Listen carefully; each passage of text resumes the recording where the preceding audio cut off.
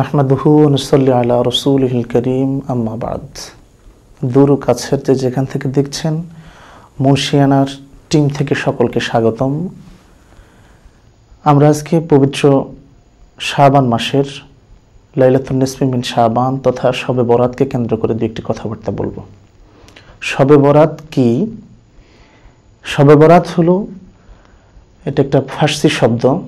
শব মানে হলো রাত্র, আর বারাত মানে হলো ভাগ্য রজনী।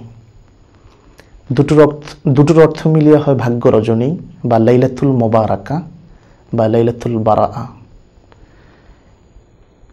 ফার্সি ডিকশনারি বা আরবি ডিকশনারি যেখানে আমরা এটা খুঁজতে যাব, ফার্সি ডিকশনারির মধ্যে লোগাতে লামে দেহ খোদা, তার মধ্যে যদি আমরা তাকাই তখন সেখানে পাবো তিনটি শব্দ আছে এই শবে বরাতকে কেন্দ্র করে। একটা হলো শবে জুদাই, শবে দুরি, শবে ফেরাকি।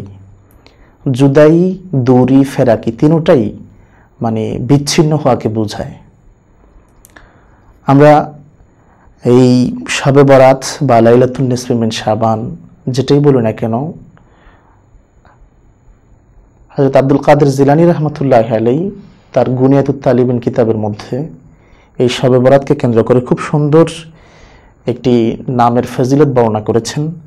তিনি বলেছেন, ইন্নামা সুমিয়াত লাইলাতুল বারাআ লিয়ান্না ফিহা বারাতাইন, বারাআতুল লিল আশকিয়াই মিনার রহমান ও বারাআতুল লিল আউলিয়াইন মিনাল খুজালান। এই লাইলাতুল বারাআ বিচ্ছিন্ন বা জুদাই রাত এই জন্য বলা হয় যে এই রজনীতে দুটো বিষয় জুদাই হয়ে যায় বা আলাদা হয়ে যায়, পৃথক হয়ে যায়।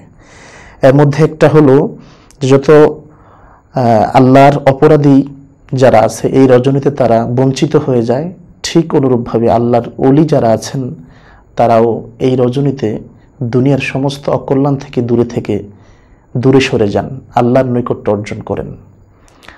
এটা হলো জুদাইক অর্থ।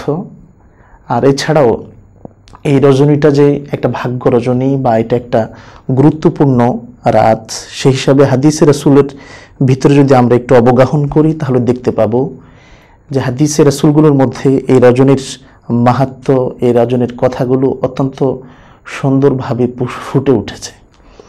আম্মা জান আয়েশা সিদ্দিকা রাদিয়াল্লাহু তাআলা আনহা বর্ণনা করেছেন, সামিতুন নবিয়্যা সাল্লাল্লাহু আলাইহি ওয়াসাল্লাম ইয়াকুলু ইফতাহিল্লাহুল খায়রা ফি আরবা লায়ালিন লাইলাতুল আদহা ওয়াল ফিতর ওয়া লাইলাতুন নিসফি মিন শাবান ইউনসাখু ফিহাল আজাল ওয়াল আরযাক ওয়া ইউকতাবু ফিহাল হাজ্জা ওয়া ফি লাইলাতি আরাফা ইলাল আযান।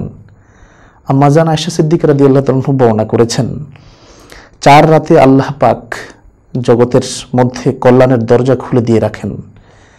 একটা হলো ঈদুল আদহার রজনী, অন্যটা হলো ঈদুল ফিতরের রজনী, আর তৃতীয়টা হলো লাইলাতুন নিসফি মিন শাবান, শাবান মাসের 14 রাত্রি, অর্থাৎ অর্ধেক রজনী যখন শেষ হয়ে যাবে শাবান মাসের সেই রজনীটা, সেই রজনী আমরা আরবিতে, আমরা ফার্সিতে বা বাংলা ভাষাভাষীদের নিকট এটা খুব পরিচিত হলো শাবান মাস হিসাবে বা শবে বরাত হিসাবে। এই লাইলাতুন নিসফি মিন শাবান এটা হলো হাদিসের দৃষ্টিকোণে ফিহাল আজাল ওয়াল আরযাক। এটা এই রাতে আল্লাহ রাব্বুল আলামিন ব্যক্তির মৃতের তালিকা তৈরি করেন, আবার ব্যক্তির রিজিক নির্ধারণ করেন, এবং কে এই রজনীতে হজে গমন করবেন এর একটা সুন্দর হিসাব এবং লিস্ট আল্লাহর নিকট তৈরি হয়ে যায়।